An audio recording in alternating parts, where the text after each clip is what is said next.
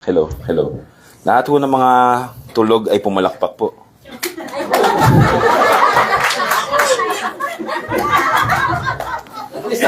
At least naawat. So gising po tayo lahat, ano. We are thanking the Lord kasi tayo ay matatapos na sa taong ito. Di ba? December na. O kay tuli ng araw, Paskong nagdaan, tila ba kung kailan nga ngayon ay Pasko. Diba, sa kantang yun, 5 Pasko na yung nangyari, no? So, sobrang bilis po talaga ng panahon. But, dahil mabilis ang panahon, we must really trust in our Lord who calls us to Himself. Mga kapatid, ano po ang mararamdaman ninyo kapag kayo ay may sakit at sinabi mo may sakit ako, Dok, At ang sabi ng doktor sa'yo, alam mo, madali lang yan, huwag ka na magkasakit. Tapos tatanungin ka, ba't ka kasi may sakit? Pagka gano'n ng doktor mo, magpalipat ka na ng doktor. Kasi one thing na ginagawa ng doktor is to properly diagnose us and then magreseta ng mga helpful ways. No, ma-cure yung ating mga disease. Sometimes, bilang Kristiyano, alam natin ang problema natin. Our problem is that we are not faithful sa Lord. Kaso minsan, parang tayo yung doktor. Kung hindi tayo faithful sa Lord, maging faithful ka na kasi. So now, we must ask the question, how can we be faithful? Alam natin, may problema tayo sa obedience. At minsan, yung doktor inside of us, sinasabi, mag-obey ka na kasi. Minsan, makikita mo yung problema sa ibang tao, sa anak mo, or sa asawa mo, and then sasabihin mo lang, alam mo, mag-obey ka kasi. Well, in some cases, meron yung sense kasi kung disobedience yung problem, obedience talaga yung dapat na solution. But brothers and sisters, obedience is easier said than done. Tama ba? Madaling sabihin, mahirap gawin. Buksan po natin ang ating mga Bible sa Matthew chapter 16, verse 24 to 26. And let us talk about our passage this evening. Matthew chapter 16, verse 24 to 26.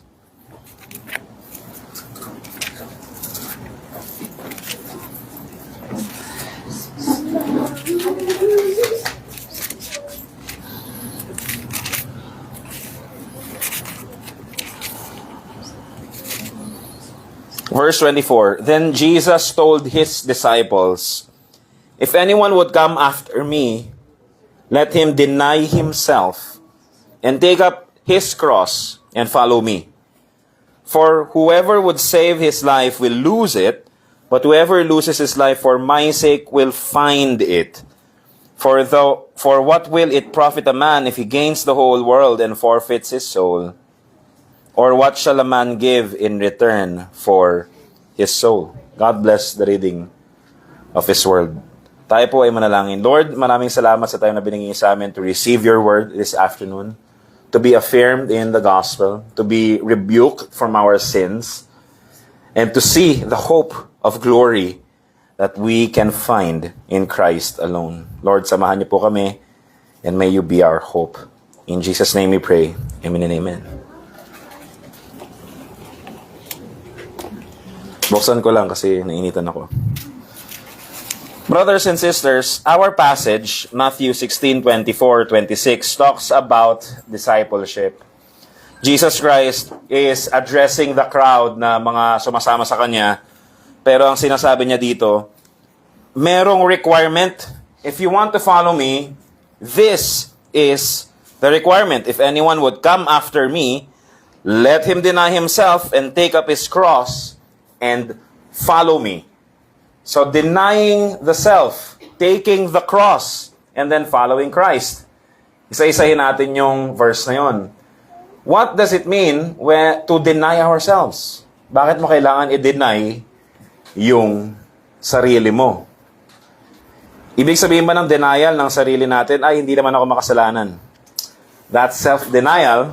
That's not denying yourself. Brothers and sisters, denying yourself should come at the understanding na dapat merong dinedenay sa sarili mong kagustuhan.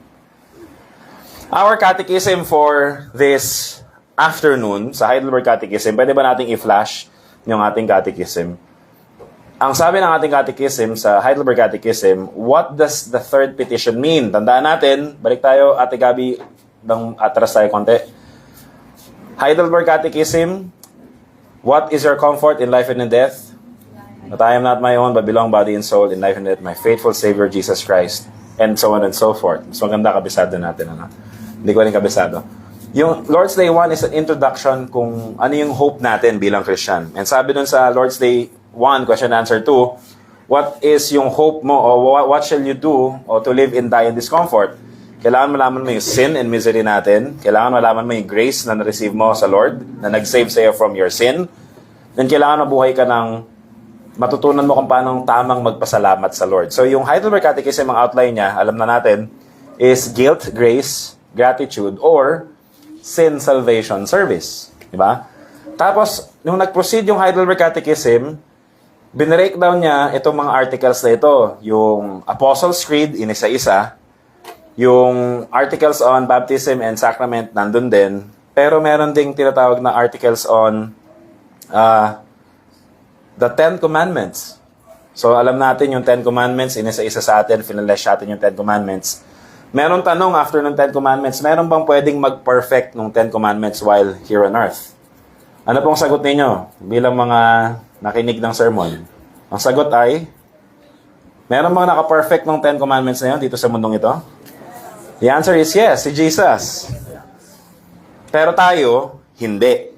So ngayon sabi, bakit kailangan pang ituro sa atin to kung hindi pala natin to masusunod? Ang sabi kasi, kaya gusto ni Lord na patuloy tayo magdepende sa Kanya. In our growth, to depend on Him. To rely on Christ. And so, nagbigin yung lecture o yung series on prayer. Kaya ang Kristiyano, as we live our Christian lives, prayer is the default ng ating Christian life. Why? Kasi we know that as a Christian, we must live a supernatural life. Not because you are supernatural, but because the life that God is calling you to live cannot be done by our own selves. It requires His power, His presence, and yung pag-work ng Lord sa life natin. Kaya may prayer to depend on Him. And our catechism this afternoon clarifies the issue why. Sabi ng catechism natin, ano daw yung third petition? Third petition, sabay-sabay nating sabihin, sambitin by faith. Answer, your will be done on earth as it is in heaven means help us and all people to reject our own wills and to obey your will without any backtalk. Your will alone is good. Help us one and all to carry out the work we are called to as willingly and faithfully as the angels in heaven. Wow! Sobrang bigat, ano, yung prayer, no? Our Father who art in heaven, hallowed be your name, first petition. Your kingdom come, second petition. And third petition, your will be done. So whenever that we are praying, Lord, your will be done, ang pinag-pray natin, Lord, tulungan mo kami that we will reject our own wills. Why? Our catechism answers why. Because God's will alone is good. Yung will lang ni God yung good, meaning to say, other wills are not good. Yung will mo is not good. Yung will ng ibang tao is not good. It's not perfect. But only God's will is good. Brothers and sisters, pag sinabi natin itong will, hindi yung parang tadhana na, ano kayang will ni God? Ano kayang mangyayari sa buhay ko? Kaya sira-sira. Not that kind of will. Ang sinasabi natin dito, what does God want to do? Anong pine-prescribe niya sa iyo? What is His revealed will? Ano yung position niya? What does God will? Everything that the Lord desires as a free being is good because God is good. Lahat ng ginagawa niya reveals His goodness, even yung pag-punish sa wicked. Kanina si Pastor Sunny, Kala ko magrarally tayo with regards sa justice and love. But God's justice is an expression of His love for the wronged people that He loves. Ulitin ko God's justice is an expression of His love for the people na Kanyang mahal. Kung ikaw ay ginawa ng mali, ikaw bilang ama, o bilang asawa, or bilang magulang, pag ang anak mo umuwi sa'yo at sabi, kinukurot ako, anong unang magiging response mo? Nako, asa na ba yung pamalo ko? Anak ko, susugurin ko yan. Sino ba yung mga ganyan? Sometimes, hindi tayo perfect, kaya ang ginagawa natin, revenge. Gusto natin gumanti. Pero the feeling that we had, na teka lang, inapi yung mahal ko sa buhay, hindi pwedeng ganito na lang yon. Kailangan may managot. God's justice is a reflection of His love for those whom injustice was done. Brothers and sisters, we have a God who is committed na ipagtanggol tayo. We have a God who is committed to rescue us and to correct everything na ginawang mali sa atin. Ang galing, ano? Pero ito yung problema. Hindi tayo inosente. We have rebelled against God. Kaya ang sabi ni Jesus Christ, if you want to follow me, you must deny yourself. Take up your cross and follow me. Denying yourself is rejecting your will. Basically, kasama dito, yung kagustuhan mo, kailangan i-deny. Mga kapatid, that message is very different sa message ng world ngayon. Kung ano ang nasa puso mo, sundin mo. Sabi ni philosopher Rochelle. Sabi ni sex bomb dancers sa Eat Bulaga before, di ba? Kung saan ka masaya, suportahan ka taka, sabi ni Christian Velasquez bago siya sumikat bilang artista. Christian Velasquez ba yun? Christian Vasquez. Yung bago siya sumikat. Commercial niya yun. Follow your heart. Huwag mong i-deny, don't tell a lie. Sino yun? Si Sweet. Si John Lapos. Segment niya yun dati. Puro reference ko, luma Brothers and sisters, the world would want you to just follow the world. The world would want you to just express things for the sake of expression. Kasi ang value ng world ay gusto niya i-validate lahat. Mga kapatid, tignan mo yung philosophy ng world. Gusto i-validate lahat para yung will mo, sige, follow your dreams. Yun yung Disney principle. Sundin mo kung anong nasa puso mo. Walang pumipigil sa'yo. Yung mga pumipigil sa'yo, haters mo lang yan. Huwag mo sila pakinggan. Gawin mo yung gusto mong gawin. At sinunod niya nga at naging siya yung number 1 corrupt politician. I followed my heart. No. Kaya ang sinasabi ng passage natin sa Matthew, sa Matthew chapter 16 is, what good is it for a man to gain the whole world but to forfeit his soul? Kadalasan naririnig natin yan sa mga kwento-kwento na bago ka daw sumikat, makikipagkontrata yung demonyo sa'yo at ibibigay ng demonyo sa'yo yung world. Baka pwede yun, baka pwede mangyari yun. Pero here, hindi kailangan ng kontrata. If you would follow what the world teaches and follow what the world values and exchange yung pag-follow kay Christ, brothers and sisters, you are following the prince of this world. Ano sa mga areas ng life natin yung nakikita natin yun that we are compromising to the world's desires? Meron po ba?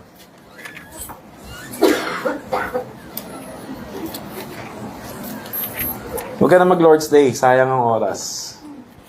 Brothers and sisters, sa Japan, sobrang challenging ng ministry because yung schedule sa Japan, Monday to Friday, school ng mga bata. Saturday, meron silang mga club activities and Saturday. Minsan, meron pa silang cram school sa gabi, so mag-level up pa sila ng study doon. Ganun yung schedule nila. And so, kung magkakaroon ka ng Lord's Day o magkakaroon ka ng service, ini-invite mo sila sa church. Kailangan 1 hour lang kasi punong-puno yung kanilang araw. Dahil their economy and their society revolves around production and efficiency. While production and efficiency is good, pero kapag productive ka and efficient ka, pero that productivity and efficiency denies you the rest that Christ offers, then that, brothers and sisters, is not a good kind of productivity and efficiency. It is a distraction for your soul to find rest in Christ alone. Sobrang challenging nun, mga kapatid. So when Jesus Christ said, deny yourself, take up your cross. Anong ibig sabihin ng take up your cross? Ano ba yung cross during the time? Sa atin, siguro, ang cross is a fashion show. Sino dito yung may mga hikaw na may cross? Sino dito yung mga sukbit na may cross? Mga iba sa inyo may tattoo na cross, o yung iba sa inyo baka ganyan lang ang gustong cross. Natatakot pa rin. Brothers and sisters,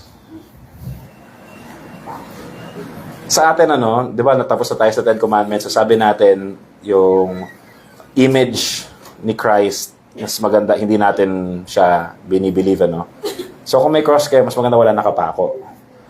Sa Anglican and sa Lutheran, yung iba sa kanila, okay yun eh. Pero sa atin, dito sa tradition natin, no, kasi we must not trust, kasi baka sambahin natin for some reason that we're imagining God na hindi niya naman ang sinabi sa kanyang salita.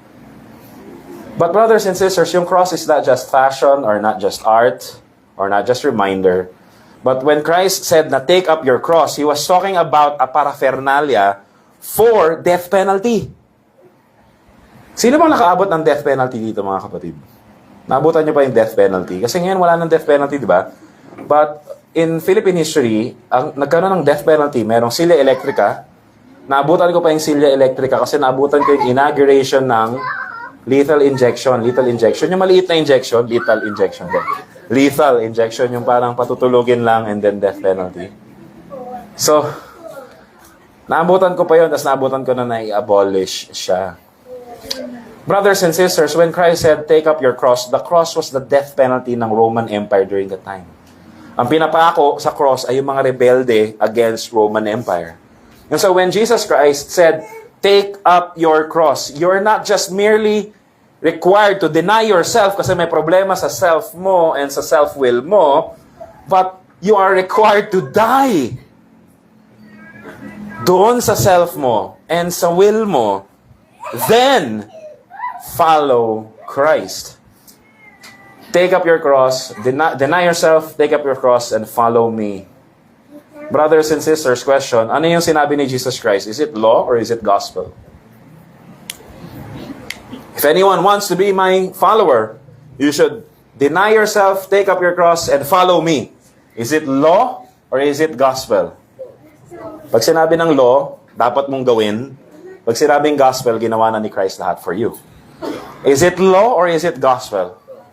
Eh si Jesus nagsasabi nun Di ba sabi ni Jesus, come to me, all your weary and heavily laden, and I will give you rest? Di ba gospel yon? So ngayon, tatanong ko, if anyone wants to be my disciple, you should take up your cross. You should deny yourself, take up your cross, and follow me. Law or gospel?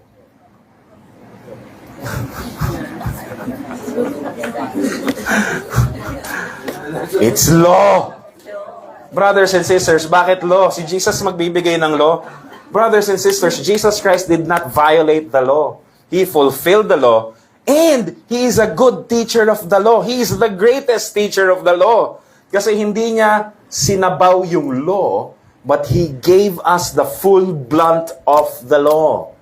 Yung Pharisees, ang mindset nila sa law is, okay, yan ang will ni God, so gawin lang natin. Kaya yung 10 Commandments naging 600 plus. And then, ang naging showdown nila ngayon, yung pagalingan sila mag-obey dun sa mga 600 plus na yon, ay ikaw, 520 lang nasusunod mo, ako 521. Mas righteous ako sa'yo. They are thinking na mas righteous sila kasi they can perform others better than dun sa mga nasasabi na. Kaya pagdating ni Jesus Christ, sabi niya, lahat kayo lawbreakers. Kasi this is what the law demands. The law demands perfection.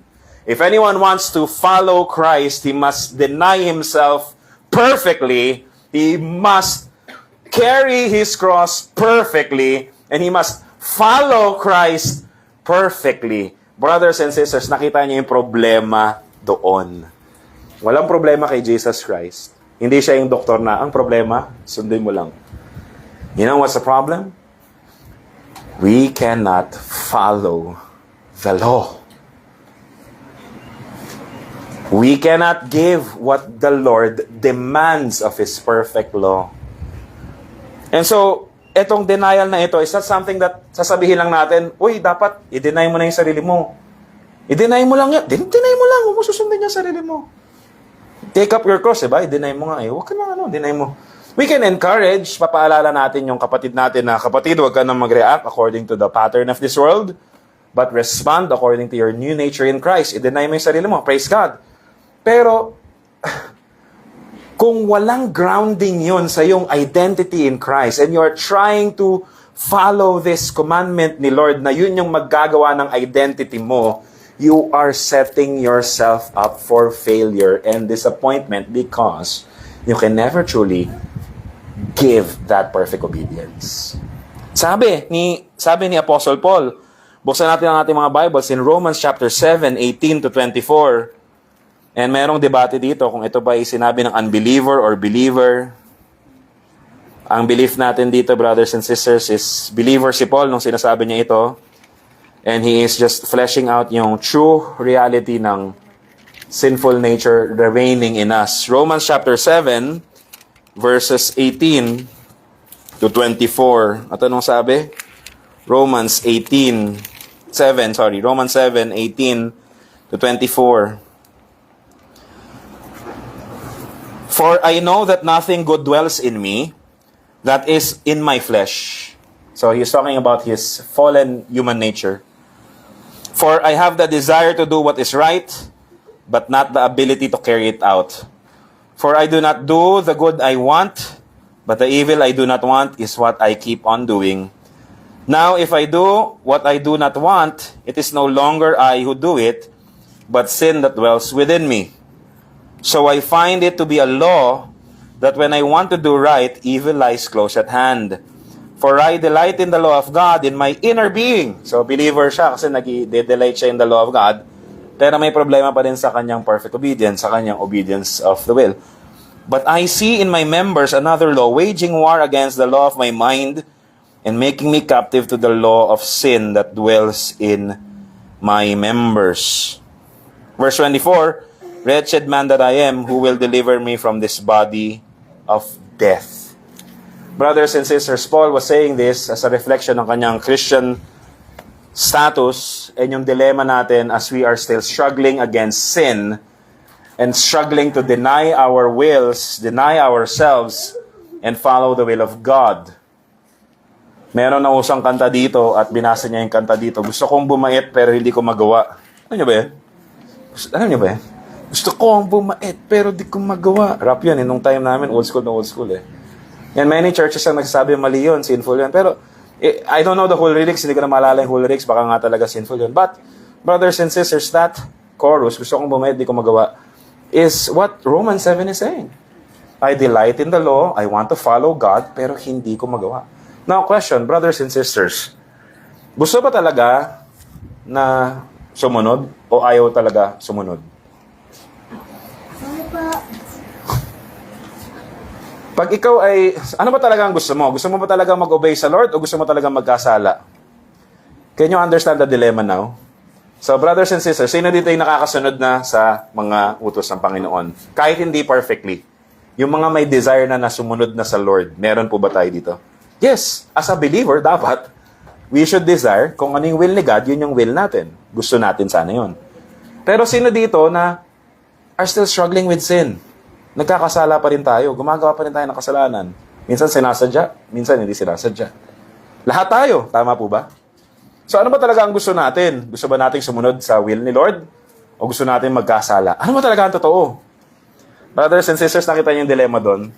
Ito ang result doon. Kung anong ginagawa mo, yun talaga yung gusto mo. Oh my! Kaya sabi ni Paul sa 24, diba? Wretched man that I am, who will deliver me from this body of death? Sinasabi ko, ayaw ko, pero parang mahina ako at nagagawa ko pa rin yung mga bagay na ayaw ko. Brothers and sisters, if you would understand yung will, everything that you're doing is because of your free will. Tama po ba? Hindi naman tayo robot na pinorogram ni God na ganito yung maging response mo. God has given us a free will. And Merong ibang accusation sa atin, no? Sabi niya, itong mga Calvinist na to, itong mga naniniwala sa doctrines of grace, itong mga nasa reform na to, hindi sila naniniwala sa free will. Mga robot yung mga yan. Mga kapatid, hindi po. Naniniwala tayo sa free will. We believe in the free will. Pero ito yung realization natin. Free will, our wills, are contingent upon our nature. Kung anong nature mo, yun ang will mo. Kung sino ka, yun ang magiging will mo. And so now, if you're an unbeliever, lahat ng i-will mo ay yung wala kang pakialam sa Diyos. You will just will everything you want as an unbeliever. Ang sarili mo yung Lord of your life and you do not care about following Jesus. If you're a believer, nagsisimula ka na mag-care sa will ni Christ, kaso as we are fallen in our human flesh, hindi perfect yung obedience na nakakarry out natin. And so, brothers and sisters, we lament. Magkaiba yun yung walang pakialam. Naiyak na ba kayo dahil hindi nyo perfectly masunod ang commandments ni God? Brothers and sisters, let me ask you this question. Anong feeling mo na alam mo na dapat mag-Lord's Day, pero hindi ka nakakapag-Lord's Day? If ang feeling mo is wala lang, brothers and sisters, let me tell you the real issue. Does it mean that you do not will to be in the presence of God? Pero brothers and sisters, if you know that you must be in the Lord's Day, you must be in the Lord's house during the Lord's Day, and yung whole Lord's Day, but you cannot for some whatever reason na meron ka now, a heart that truly loves the Lord and truly knows Him will lament for His incapabilities to follow God. Brothers and sisters, let me ask you this question. Anong pakiramdam mo na hindi ka makapag-tithes? Anong pakiramdam mo? Yes. Brothers and sisters, a heart that wants to give to the Lord, pero dahil for whatever reason sa circumstances ng buhay, that they cannot feel what they desire to do, will lament dahil hindi nila kayang gawin yun. And brothers and sisters, if you are lamenting because of the inabilities natin, praise be to God, because yun ang promise ni Lord, He will wipe the tears from our eyes. Kasama yung paglament natin sa ating mga inabilities at failures and sin. So brothers and sisters, paano natin to gagawin kung yun pala, hindi natin masunod ang will ni God, and then we are expected to follow God as new creatures? Kaya ang Old Testament problem is this. Akala nila, ng mga Pharisees, ang problema sa kanila, ang ultimate problem nila is yung kanilang covenantal unfaithfulness. Sabi ni God, I will be your God and you will be my people. Tapos sundin nyo ito. So yung law binigay. So akala nila, na-break namin yung law ng mga ancestors namin, kaya mo kami pinaalis sa promised land, which is true naman. Pero ang akala nilang solution is, na ngayon nakabalik na kami sa promised land, we must make sure na hindi na kami babali ng iyong salita. So naging stricto sila, tas nagagalit sila sa mga Hudyo na hindi stricto. Kasi papaalisin na naman tayo dahil sa inyo, salo talaga kayo sa lipunan. Kaya ganun sila katingin, ganun kababa ang tingin nila sa mga sinners. Kasi ang tingin nila sa mga sinners, sa mga tax collectors, sa mga prostitutes, andyan na naman kayo ma-exile na naman tayo dahil sa inyo. Pero hindi yon. Ang problema doon is that sa Old Testament, nung binalik sila sa Promised Land, of course, nalayo sila sa Lord, na-exile sila. Then, nung binalik sila ni Lord, akala nila, tapos na yung problema ng Old Testament, nakabalik na kami. So, we must continue, yun na lang. Pero brothers and sisters, iba. Ang problema nila sa Old Testament is this. Even though that God has returned them from their exile, alam nyo kung ano naging problema? Their hearts remain far away from God. Ando na sila, binalik na sila ni Lord, pero yung puso nila naghahanap pa rin ng mga ibang Diyos-Diyosan. But in this case, yung Diyos-Diyosan ng kanilang sariling performance.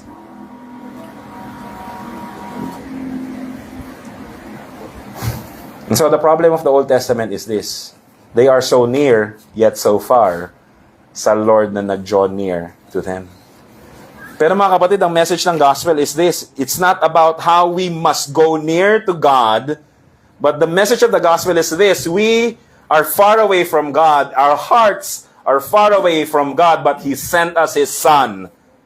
The one who is in the heavens, exalted, came down here on earth as a baby and dwelt among us and lived a perfect life for you and for me. Tayo yung malayo, ang Diyos ang lumapit. At brothers and sisters, hindi lang yung paglapit ni Jesus Christ yung na-encounter nila. When they saw Jesus Christ, they were ministered by God, by shepherd, by a good shepherd. They were ministered by God in the flesh. Can you just imagine? At nakakilabot yun, ano? Yung mga naka-witness kay Jesus experienced God in the flesh.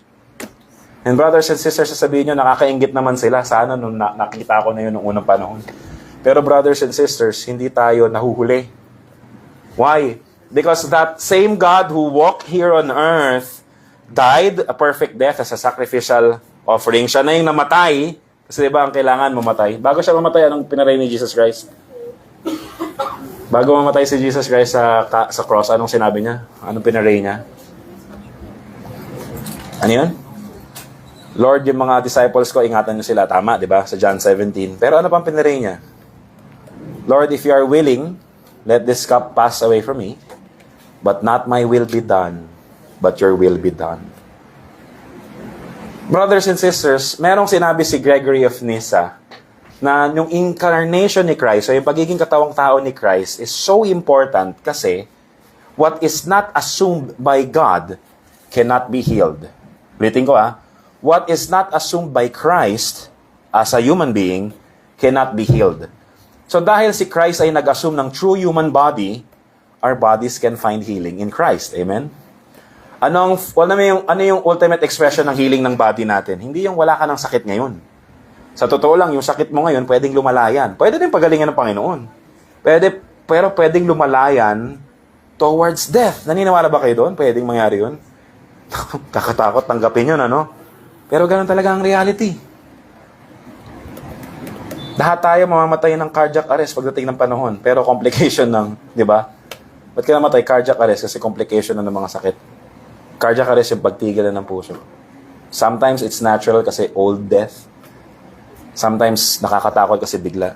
But brothers and sisters, every one of us will die. And so, tatanungin mo ba sa namatayan, sayang Lord, hindi na pagaling itong taong ito. Brothers and sisters, our hope is not just yung pagalingin tayo in the body today.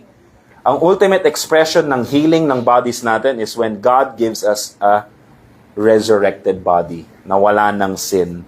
Sabi ni Paul, wretched man that I am, who will rescue me in this, who will save me from this body of sin. Yung resurrected body na yon, wala nang sin yon. Wala nang sin remaining.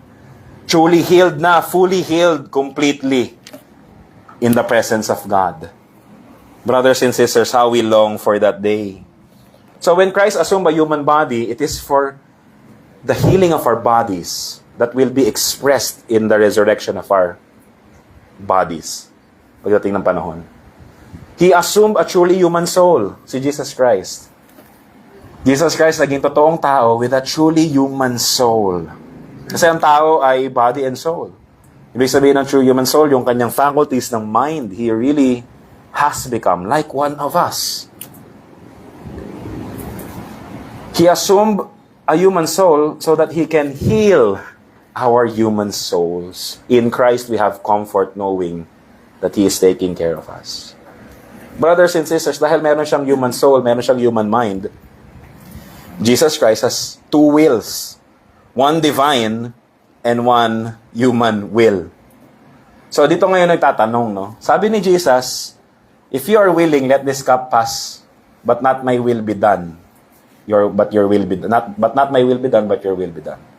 Ibig sabihin man nito, yung will ni Jesus Christ is opposing the Father's will. Pag iglesia ni Kristo ka, yun yung sasabihin mo, pero hindi siya nagpatalo. Pag Muslim ka, yun yung sasabihin mo, tamo, natutokso si Jesus, ayaw niya yung will ng Ama. But brothers and sisters, we have a one God in three persons, and yung three persons in one God has no different will. Isang will lang ng Diyos. Hindi may will ang Ama, may will ang Anak, may will ang Espiritu, tapos iwalay sila. No.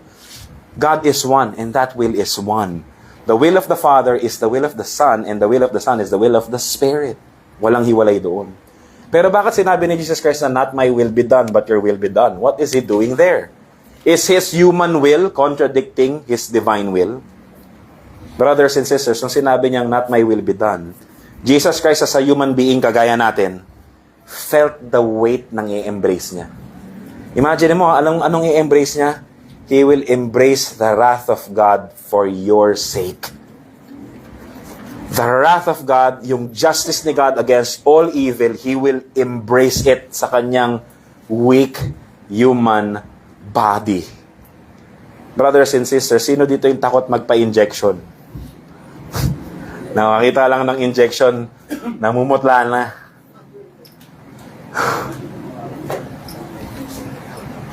Meron kami dati nung Red Cross, tinap natin, nagpa-BP. Okay yung BP. Nung nakita na yung cryom nung Red Cross, tumaas yung BP.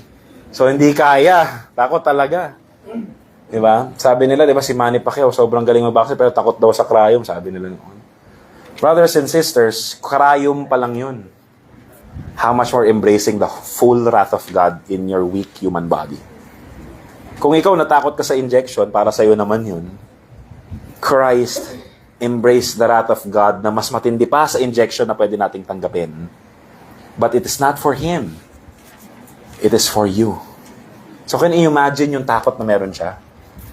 As a human being? Yes, meron. Pero yun na nga yung point noon. Jesus Christ, assuming human nature, lived a life as a true human being, and He showed us how to live as a human being.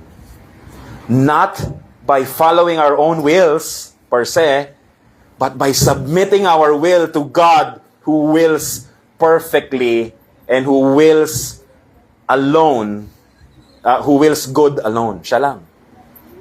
And so when Jesus Christ said, not my will be done, but your will be done, hindi nagkokontra yung human will niya at yung divine will niya. But He is showing to us as a human being, ganito pala dapat mabuhay. Not our will be done, but God's will be done. Because God's will alone is good. Pero brothers and sisters, si Jesus Christ hindi lang nanatiling example. Kasi ito yung hope na meron tayo. Hindi natin kaya i-submit yung will natin sa Lord. Hindi natin kayang perfectly sundin si God. Hindi natin kayang bigay yung perfect requirements ng law. Pero this is the hope that Christ has fulfilled. What we cannot do, He performed perfectly.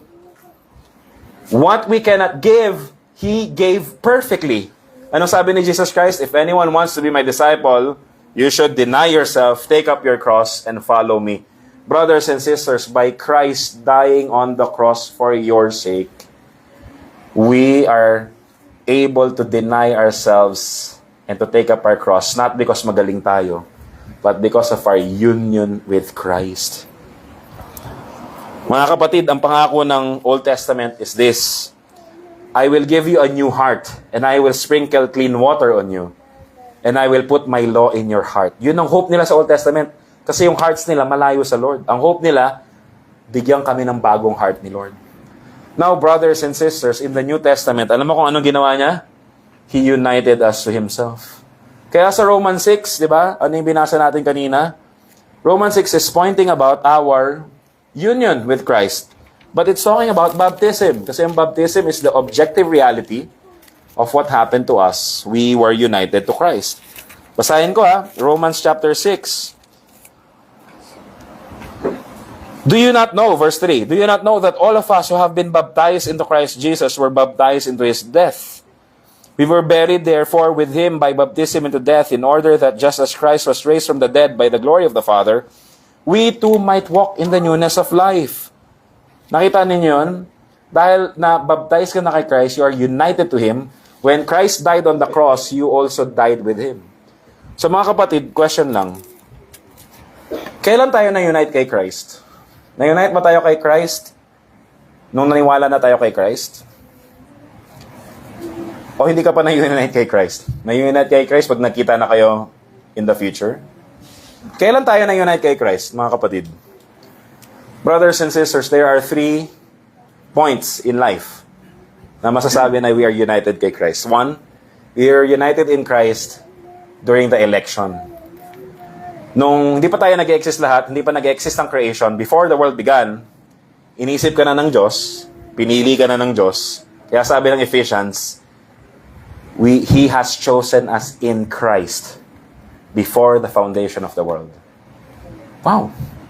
So, before the foundation of the world, you are set apart for Christ. Hindi natin alam yon. Now, ano nangyari eventually? When Christ was crucified at the cross, paano niya nabayaran yung kasalanan mo? Christ was thinking of you when He died for you. He was thinking for every sin na meron ka, past, present, and future. And He took it to Himself and He died the death na dapat para sa'yo. Kaya mga kapatid, bago ka pa maniwala, ni-unite ka na ni Christ sa sarili niya. You are not united dahil naniwala ka sa Kanya. You are united by the finished work of Christ for you. Ibig sabihin man ito na huwag na tayo maniniwala.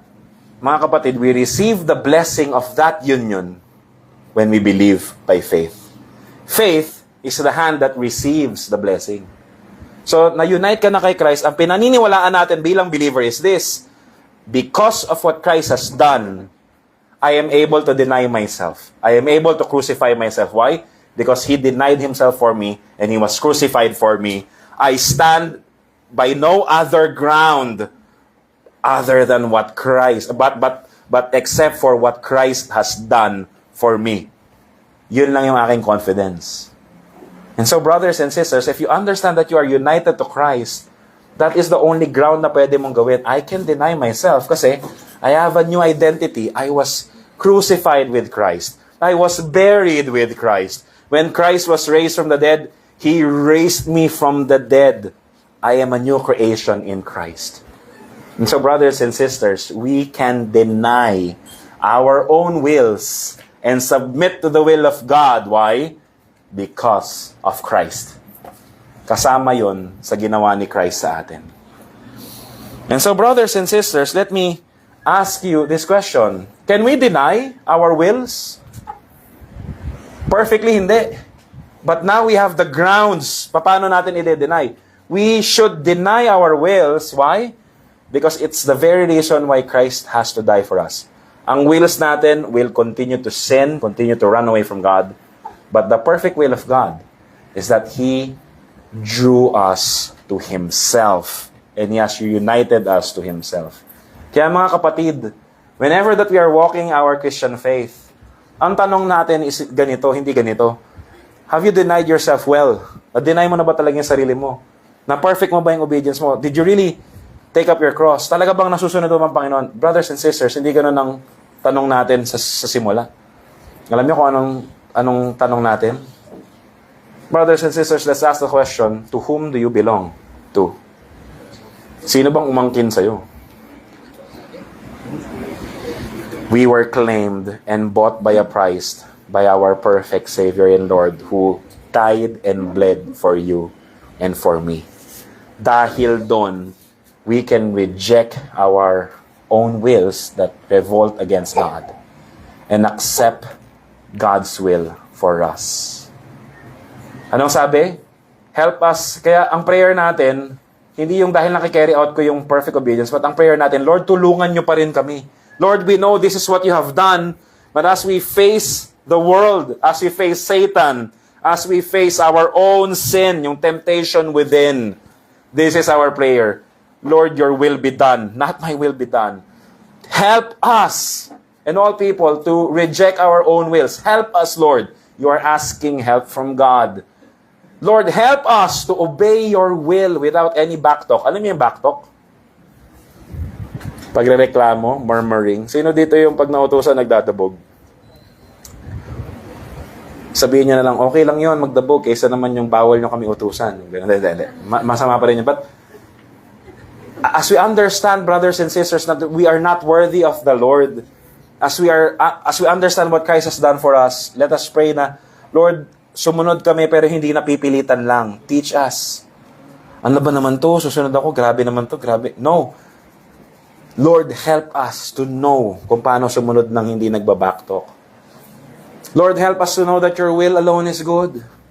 Lord, help us to carry out the work we are called to do. Brothers and sisters, what is the work that you are called to do? Tayo, bilang mga believers. Anong panawagan sa atin ng Panginoon? What does He command of us? Huh? To love God and love our neighbors. Yan ang law na binigay sa atin ni Lord, pero we will do it not to prove ourselves, but because this is God's will for us. God, by His power, hindi niya lang tayo sinave from the powers of sin. Dati, we are willing to go against God, pero now He has rescued us so that we will pray to will to love God and our neighbors. Brothers and sisters, gaano ka faithful? As willingly and faithful as the angels in heaven. Sabi ko kanina, si Christ yung perfect example, pero He's more than example. Kasi kung siya yung example mo, mag-fail tayo, no? Pero brothers and sisters, yung catechism natin dito, sinabi lang na, dalawa lang kasi yung nagrebelde sa Lord sa buong creation niya. Question, ang angels ba creation ni Lord? Yeah, part ng creation ni Lord. Dalawa lang ang creatures na nagrebelde sa Lord. Alam niyo kung sino yun? Yung aso, yung ba yun? Mga aso? Hindi. Angels, fallen angels, and human beings. Tag team tayo ni Satan. Tayo yung nag-team together. Naniwala tayo sa kanya. So what Christ has done is this. He has rescued us from the domain of darkness. And now He is restoring us. So that we will not resemble yung fallen angels, yung sin and Satan.